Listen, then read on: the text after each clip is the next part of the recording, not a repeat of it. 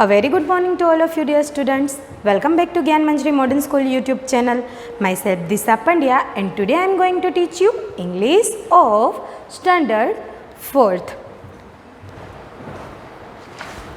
Well students, in our previous session we completed worksheet number 2.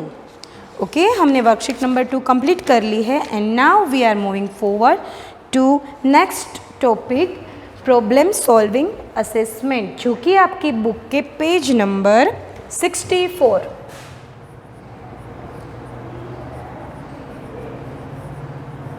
64 पर है. Okay, सो worksheet problem solving assessment ये सब क्या है? ये रिवीजन है, आपके सारे यूनिट्स का रिवीजन है जो कि आपने पहले कर लिया है. अगेन यहाँ पर करने से आपको मैस्मराइज हो जाएगा कि आपने क्या किया था. ठीक है, so now we are going to do problem solving assessment. Here the first question is every day the old man. देखिए यहाँ पर ऑब्जेक्टिव टाइप के क्वेश्चंस है. आपको क्वेश्चन के नीचे ही उसके ऑब्जेक्ट्स में आंसर दिए गए हैं. आपको सही ऑब्जेक्ट चुनकर प्रॉब्लम सॉल्विंग असेसमेंट को कंप्लीट करना है. ओके, सो यहाँ पर आपका फर्स्ट क्वेश्चन है every day the old man thought the dog paid for the newspaper but the dog didn't. Instead it use the money to buy a bun. When such things happen, we say a mistake has been committed. From the following group of words, circle all the words that have a similar meaning with mistake. देखिए यहाँ पर कुछ words दिए गए हैं: blunder, true, sincere, misunderstanding, error, correct, miscalculation, sleep, certain, perfect. Okay, इतने words हैं. और आपका क्वेश्चन क्या है? आपने जो यूनिट फर्स्ट में देखा था ओल्ड मैन एंड डॉग के बारे में स्टोरी थी, तो वहाँ से एक सेंटेंस लिया गया है. वो सेंटेंस क्या है? Every day the old man thought. Every day जो ओल्ड मैन था, बुजुर्ग इंसान था, वो ऐसा सोचता था the dog paid for the newspaper की. जो उसका कुत्ता था, डॉग था, वो किसके लिए पैसे देता था? न्यूज़पेपर के लिए. But the dog didn't. लेकिन डॉग ऐसा नहीं करता था. इंस्टेड यानी कि उसकी जगह पर वो क्या करता था? It use the money to buy a bun. जो पैसे ओल्ड मैन उसको देता था, उस पैसे से वो न्यूज़पेपर बाय करने की जगह पर क्या करता था? अपने लिए एक बन खरीदता था, क्योंकि ये उसका रूटीन था. जब भी वो ओल्ड मैन के साथ, वो बीमार था उससे पहले उसके साथ बाहर जाता था, तब ओल्ड मैन अपने लिए न्यूज़पेपर खरीदता था और डॉग के लिए एक बन खरीदता था. फिर वो बीमार हो गया, घर पर रहने लगा, तब डॉग ने क्या किया? न्यूज़पेपर के पैसे तो ओल्ड मैन उसको देता था, ठीक है, लेकिन वो उस पैसे से न्यूज़पेपर खरीदने की वजह क्या लेता था? बन लेता था. When such things happen, we say a mistake. जब ऐसी चीज़ें होती है, कुछ करने को कहा हो और कुछ और होता हो हमसे, तो हम उसको क्या कहते हैं? मिस्टेक, यानी कि गलती. हैज़ बीन कमिटेड, कुछ गलती हो गई ऐसा. From the following group of words, यानी कि कौन सा group of word? Mistake has been committed, यानी कि कुछ किस्म की गलती हो गई. From the following group of words, यानी कि कुछ ऐसे शब्द. Circle all the words that have a similar meaning with mistake. यहाँ पर कुछ वर्ड्स दिए गए हैं, जैसे कि मैंने आपको अभी पढ़कर सुनाए, तो उन वर्ड्स में से मिस्टेक यानी कि गलती ऐसा मीनिंग निकलता हो, ऐसे वर्ड कौन कौन से हैं? So I am going to write all the words here और हम उनके मीनिंग जानेंगे, ताकि हमें पता चल जाए कि इनमें से ऐसे कौन से वर्ड हैं जिनका मीनिंग गलती हुई ऐसा होता हो. ठीक है, सो हमारा क्वेश्चन नंबर 1, और क्वेश्चन नंबर 1 में जो वर्ड्स है वो मैं यहाँ पर लिखूँगी. ए blunder, BLUNDER,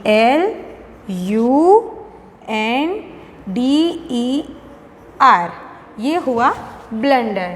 then B true, then C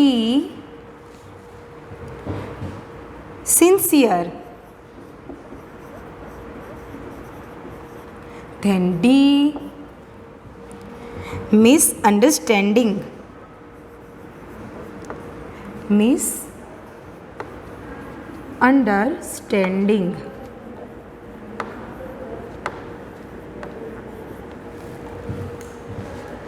then E, error,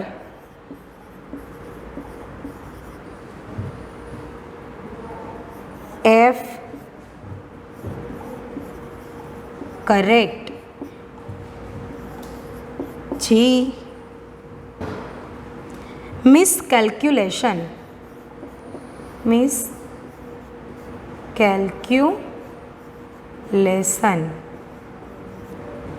H, sleep,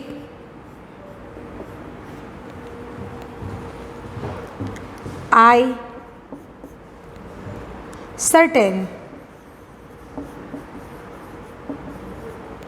and last J, perfect.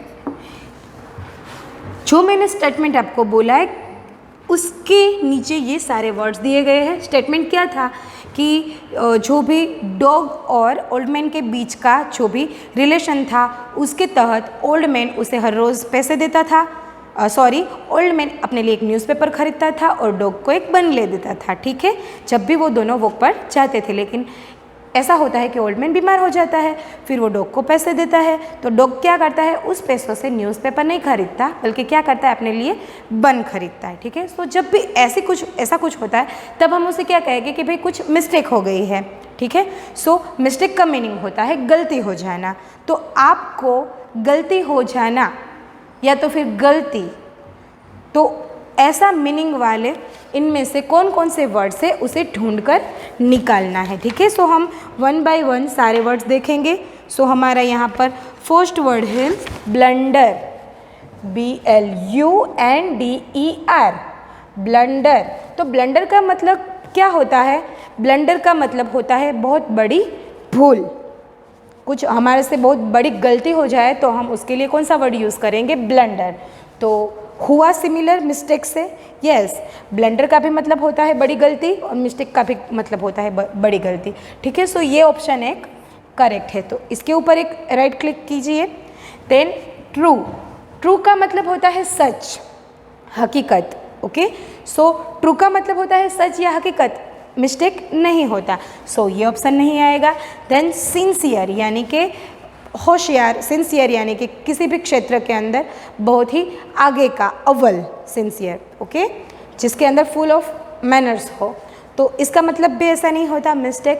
Then misunderstanding, misunderstanding का मतलब होता है समझ फेर होना, किसी भी चीज़ के अंदर किसी भी किस्म की गलत फहमी होना। मिसअंडरस्टैंडिंग का मतलब होता है गलत फहमी होना।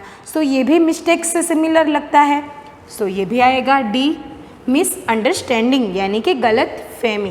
देन एरर, एरर का मतलब होता है गलती, चूक, भूल, ठीक है। सो ये भी हुआ मिस्टेक से सिमिलर, सो ये भी आएगा। देन करेक्ट, करेक्ट का मतलब होता है सही, ट्रू, सो ये नहीं आएगा। देन देखिए मिसकैलकुलेशन, मिसकैलकुलेशन का प्रॉपर मीनिंग होता है कि किसी भी गिनती के अंदर किसी भी हम अगर कुछ सपोज करते हैं, कोई भी थॉट मन में लाते हैं तो उसके अंदर कुछ चूक होना, मिसकैलकुलेशन होना, ठीक है। सो ये भी हुआ एक मिस्टेक से सिमिलर, सो ये भी आएगा miscalculation. Then H, slip, slip का होता है, स्लिप का मतलब होता है जैसे कि हम सेंटेंस में बोलते हैं ना, टंग ऑफ स्लिप यानी कि बोलने में गलती हो गई, चूक हो गई। स्लिप का मतलब होता है चूक हो जाना, त्रुटि, ओके। सो ये भी आएगा, ये भी सिमिलर है मिस्टेक से। देन सर्टेन, तो सर्टेन का मतलब होता है एकाएक, तो ये भी नहीं आएगा। परफेक्ट का मतलब होता है एकदम परफेक्ट, तो ये भी नहीं आएगा। तो कौन से 4 वर्ड मिस्टेक से सिमिलर है, तो first one is blunder, then misunderstanding, then miscalculation, then sleep and the last one error, okay. So ये है क्वेश्चन नंबर 1 का आंसर, जिसके अंदर टोटल 5 वर्ड्स है, blunder, error, miscalculation, misunderstanding and sleep.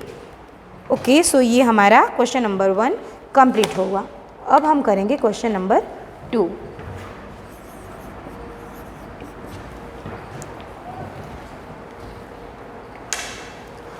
So here our question number 2 is, the king did not want to destroy the hut. He said it would not spoil the beauty of the palace, but would add beauty to it. How would an ugly hut add beauty to a beautiful shining palace? ये हमने कहाँ पर सीखा था? हट and king के बारे में, जब हमने किंग विक्रमादित्य जी के बारे में एक लेसन देखा था, ठीक है, द काइंड हार्टेड किंग, वहाँ से लिया गया हुआ ये स्टेटमेंट है जहाँ जिसके अंदर ये कहा गया है, the king did not want to destroy the हट।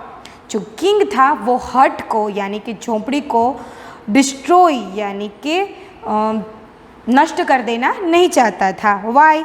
ही said it would not spoil the beauty of the palace, क्योंकि वो सोचता था कि ये जो हट है, जो झोंपड़ी है, वो पैलेस की ब्यूटी को स्पॉइल यानी कि गंदा नहीं कर रही है, but would add beauty to it, लेकिन मोर ब्यूटी ऐड कर रही है। जो हट है वो पैलेस की ब्यूटी में मोर ब्यूटी ऐड कर रही है। How would an ugly hut add beauty to us beautiful shining palace? अब आप ये सोचिए कि एक अगली हट यानी कि गंदी सी झोपड़ी, एक छोटी सी झोपड़ी इतने बड़े शाइनिंग पैलेस को ब्यूटी कैसे दे सकती है, ठीक है। सो इसके नीचे आपको 3 ऑप्शंस दिए गए हैं और उसमें से जो भी ज़्यादा क्लोज हो, जो भी ज़्यादा नज़दीक हो राजा का ये सोचना कि जो हट है वो पैलेस की ब्यूटी को मोर ब्यूटी दे रही है, वो आपको टिक करना है। So I am going to read the options. First one, there was no way an ugly hut could add beauty to a shining palace, the king was wrong. ऐसा हो ही नहीं सकता कि एक अगली हट पैलेस की ब्यूटी को मोर ब्यूटीफुल बना सके। राजा भले ही ऐसा सोचता था कि वो झोपड़ी भले वहाँ पर रही हो, वो पैलेस की ब्यूटी को और ब्यूटी दे रही है और भी खूबसूरत बना रही है, लेकिन राजा का ऐसा सोचना गलत है, ऐसा नंबर ए स्टेटमेंट में कहा गया है। सो क्या ये बात सच है? नो, दिस इज रॉन्ग, ऐसा कुछ नहीं था। सो ए तो आ ही नहीं सकता। देन बी, द हट would stand as an example of how kind and understanding the king was, that he respected his people and did not want to grab their belongings for himself। इसका मतलब क्या होता है? इसका मतलब होता है the hut would stand as an example of how kind and understanding the king was। ये जो हट है एक ओल्ड लेडी की, एक गंदी सी जो झोपड़ी है, वो एक एग्जाम्पल बनेगी किसका? कि राजा विक्रमादित्य कितना बड़े दिल वाला और दयालु था। That he respected his people, कि वो अपने लोगों का सम्मान करता था, चाहे वो अमीर हो, गरीब हो, जवान हो, बुढ़ा हो, सबका सम्मान करता था। And did not want to grab their belongings for himself. वो जो झोपड़ी थी वो किसकी थी? एक ओल्ड लेडी की। अगर राजा चाहे तो उससे उसकी झोपड़ी छीन सकता था, क्योंकि वो बदले में उसको जो चाहे वो देने के लिए भी रेडी था। अगर वो उस झोपड़ी पर उस ओल्ड लेडी की जगह थी तो वो उसने ऐसी भी ऑफ़र की थी कि आपको और कहीं पर भी हम एक अच्छा सा मकान बना देंगे। फिर भी लेडी नहीं मानी कि नहीं, इसके अंदर मेरे पति की यादें हैं, मेरे पति ने अपनी आखिरी सांसें यहाँ पर ली थी, तो मेरी भी ये विश है कि मैं भी जब तक मरूँ तब तक इसी झोपड़ी में रहूँ, ठीक है। अगर राजा चाहता तो अपने इतने बड़े पैलेस के आगे ही उसकी झोपड़ी थी तो वो अपने पावर से उसकी झोपड़ी को डिस्ट्रॉय कर सकता था, लेकिन उसने ऐसा नहीं किया, क्योंकि वो अपने लोगों की बहुत ही रिस्पेक्ट करता था, अपने पीपल्स की, अपने किंगडम के सारे प्रजावासियों की, जो भी प्रजा थी उसकी, वो सभी लोगों की बहुत ही रिस्पेक्ट करता था।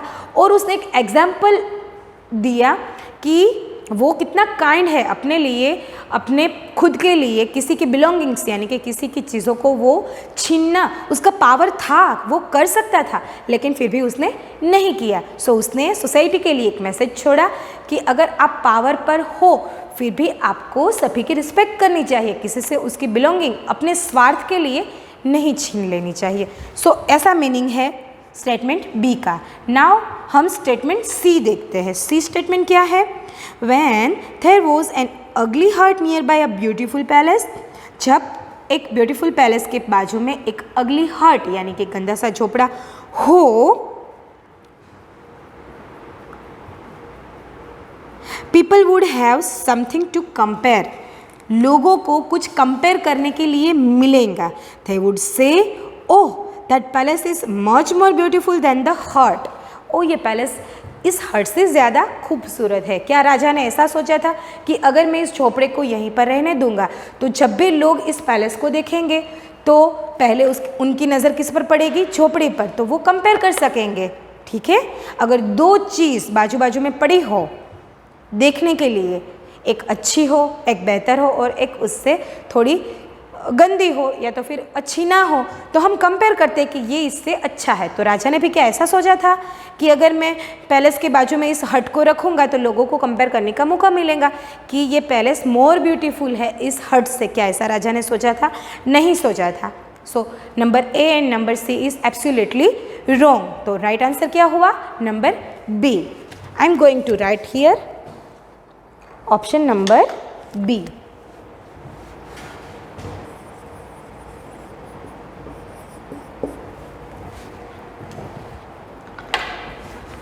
और ऑप्शन बी क्या था? The hut would stand as an example, the hurt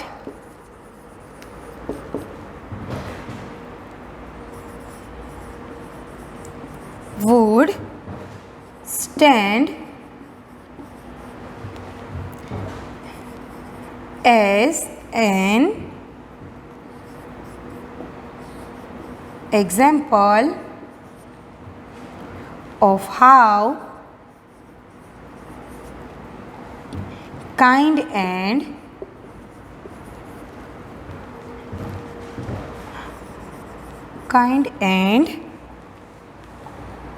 understanding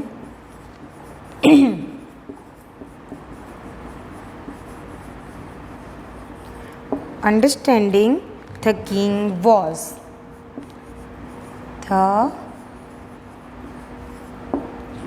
king was that he respected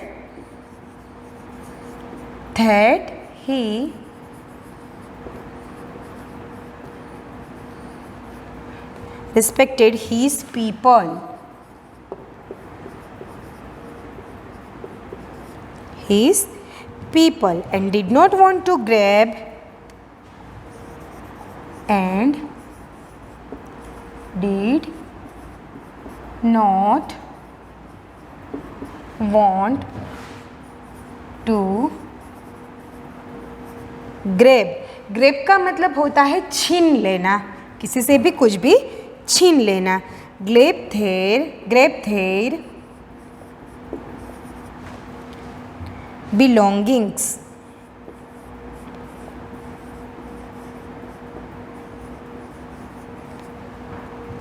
For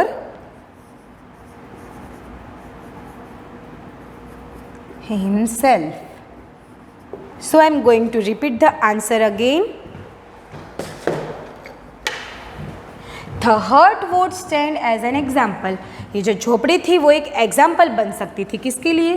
How kind and understanding the king was. कितना kind यानी कि दयालु and understanding यानी कि समझने वाला राजा था। That he respected his people कि वो अपने लोगों का सम्मान करता था and did not want to grab their belongings for himself और वो अपने आप के लिए, अपने स्वार्थ के लिए अपने लोगों के belongings यानी कि अपने लोगों की मालिकी की चीज़ें, ऑब्जेक्ट्स, उसको छीनना नहीं चाहता था। So this is the right answer of question number 2। Now we are moving forward to question number 3।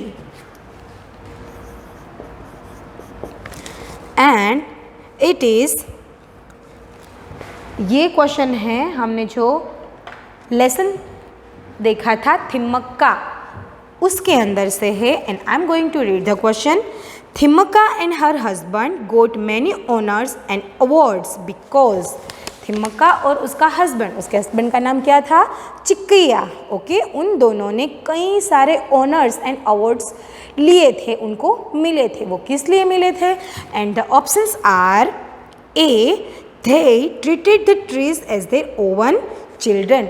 वो जो ट्रीज़ उन्होंने बोए थे उनको ट्रीट करते थे, यानी कि उनकी देखभाल किस तरह से करते थे, जैसे कि वो ट्रीज़ उनके बच्चे हो। B, they planted the trees away from the road and the government was very happy with them since those trees need not to be cut down to make bigger roads। इसका मतलब होता है कि उन दोनों ने जो ट्रीज़ प्लांट किए थे रोड की एजिस पर, वो इस तरह से प्लांट किए थे कि गवर्नमेंट को जब भी रोड एक्सटेंड करना हो, एक्सपैंड करना हो, तब उस ट्री को काटना ना पड़े। ठीक है, उन दोनों ने जब वो प्लांट्स लगाए थे जो कि अब ट्रीज़ बन गए हैं, वो जब उन्होंने बोए थे तब वो जो रोड था वो कच्चा था, तब वो कोई हाईवे नहीं था। लेकिन कई सालों बाद जब उस रोड को एक्सपेंड किया गया तब उन्होंने सैपलिंग्स यानी कि प्लांट्स इस तरह से लगाए थे कि उनको काटना ही ना पड़ा और रोड भी एक्सटेंड हो गया। सो इस बात से खुश होकर क्या गवर्नमेंट ने उनको ऑनर्स एंड अवार्ड्स दिए थे। सो ये था हमारा option number B. And now option number C, the trees they planted not only added beauty to the surroundings but also gave fresh air, shade during hot days and were homes for the birds। So I think कि ये option ज़्यादा similar है, जिसका मतलब है the trees they planted not only added beauty to the surroundings, यानी कि जो भी ट्रीज उन्होंने बोए थे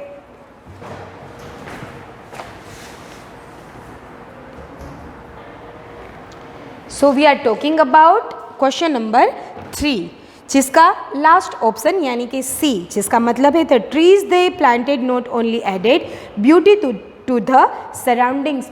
उन्होंने जो ट्री प्लांट्स किए थे वो सराउंडिंग्स यानी कि आसपास का जो क्लाइमेट है, जो वेदर है, जो प्लेस है, उसको सिर्फ ब्यूटी ही नहीं देते थे। ओके, उस वातावरण में सिर्फ ब्यूटी ही नहीं ऐड कर रहे थे बल्कि but also give fresh air. Plants बोए तो ऑब्वियसली जो भी एयर मिलेगी, जो भी ऑक्सीजन मिलेगा प्लांट्स के थ्रू, ट्रीज़ के थ्रू, वो फ्रेश होगा। Then said during hot days, बड़े बड़े ट्री हो गए हैं तो जब भी हॉट डेज यानी कि जब भी गर्मी की सीज़न होगी, लोग रोड पर से जा रहे होंगे, तब हॉट डेज में उनको सेड मिलेगा। पेड़ के नीचे खड़े रहेंगे तो उनको सेड भी मिलेगा, आराम भी मिलेगा। And were Holmes for the birds, birds के लिए सबसे प्यारी जगह कौन सी होती है अपना नेस्ट बनाने के लिए? Trees.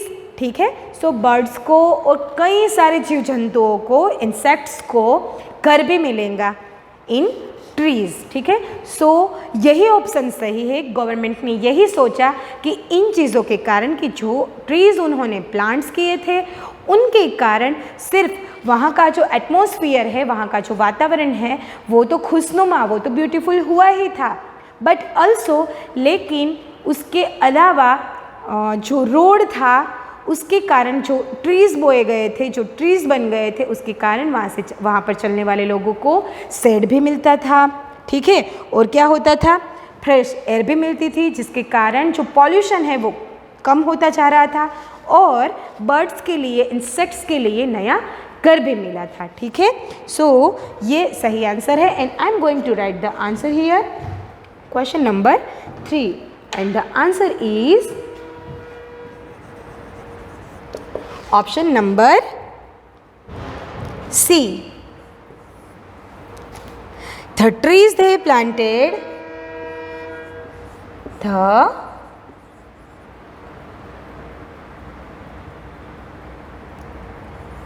trees they planted not only added beauty, not added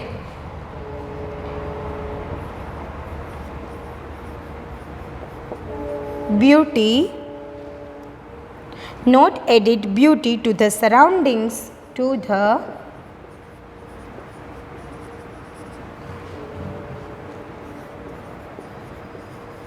surroundings, but also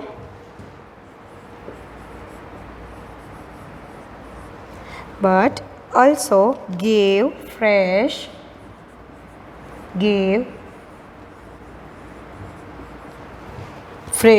air, said during hot days, said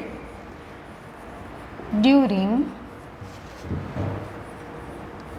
hot days. I am going to repeat the answer again. Listen to me carefully. The trees they planted not added beauty to the surroundings. उन्होंने जो trees plant किए थे वो आसपास का जो climate था उसके अंदर ओनली ब्यूटी ही नहीं ऐड कर रहे थे, but also gave fresh air, वो ताज़ा हवा, and said during hot days, जब भी गर्मी के दिन थे तब सेड भी देते थे. So write down this question number 1, 2 and 3 in your books.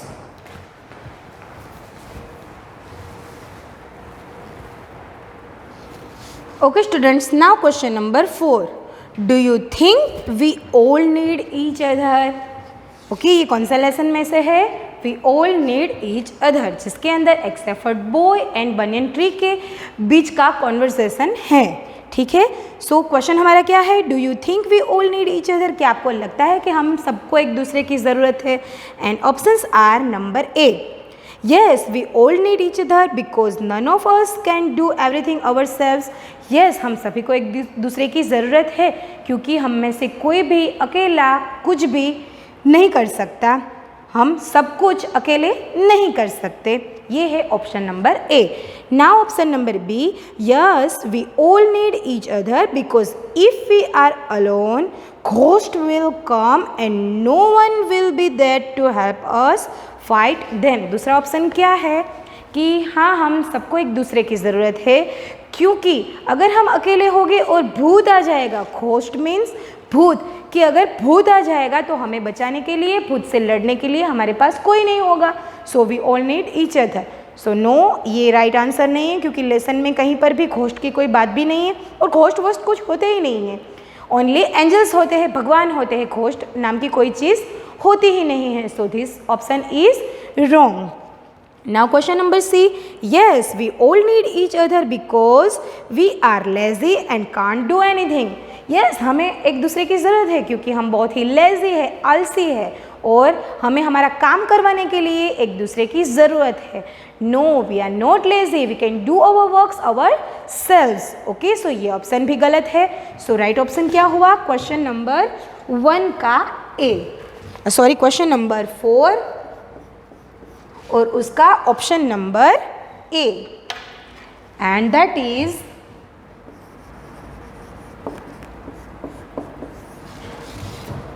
yes we all need each other because none of us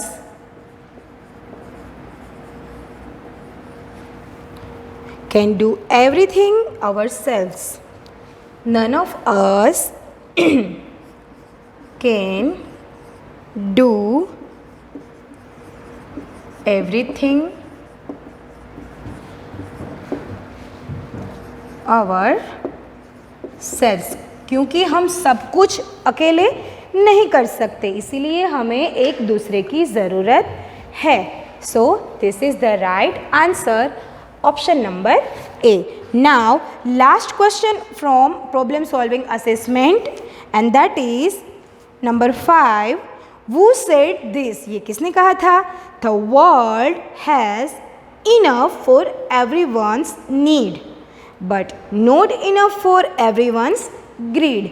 देखिए यहाँ पर ये जो सेंटेंस है वो किसी भी लेसन में नहीं है, लेकिन एक अच्छा सा प्यारा सा थॉट है जो कि एक बड़े व्यक्ति ने कहा था, एक बड़ी पर्सनालिटी ने कहा था। क्या कहा था? The world has enough for everyone's need. दुनिया के अंदर, दुनिया में सभी लोगों की ज़रूरत के लिए इनफ यानी कि enough necessary, enough means necessary, जितना चाहिए उतना है।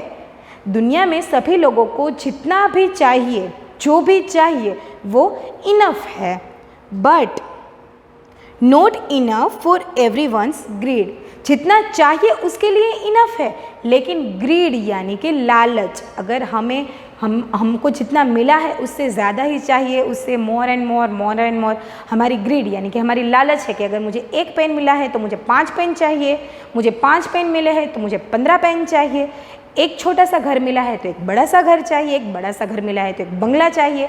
अगर हम ग्रीड रखते हैं हमारे माइंड में तो दुनिया में चाहे कितना भी कुछ क्यों ना हो वो सब कम ही है। सो ये एक अच्छा सा थॉट है अबाउट ग्रीड। सो ये सेंटेंस किसने कहा था? सो हमारे ऑप्शंस क्या क्या थे? थॉमस अल्वा एडिसन जो कि एक साइंटिस्ट है, सो उन्होंने कहा था। बी रविंद्रनाथ टैगोर, या सी महात्मा गांधी। सो राइट आंसर क्या है? ये सेंटेंस कहा था महात्मा गांधी जी ने। किसने कहा था? महात्मा गांधी जी ने। सो ये एक IMP थिंग है आपके लिए, इसको आपको याद रखना है कि ये सेंटेंस किसने कहा था, एंड द आंसर इज सी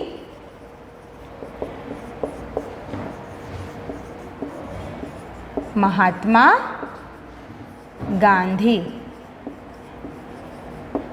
जो कि हमारे नेशनल फादर है, हमारे राष्ट्रपिता है। इन्होंने ये कहा था कि दुनिया में चाहे कितना भी कुछ, जितना कुछ भी है वो हर किसी के जीने के लिए इनफ है, जितना चाहिए उसको उसके लिए इनफ है। लेकिन अगर हमारे मन में लालच है, ज़्यादा से ज़्यादा लेने की भावना है, तो चाहे कितना भी कुछ क्यों ना हो कम ही पड़ जाता है। ठीक है, सो ये किसने कहा था? महात्मा गांधी जी ने। Okay students, so here our problem solving assessment is completed. Now this is time for your homework, and please write down your homework. Write this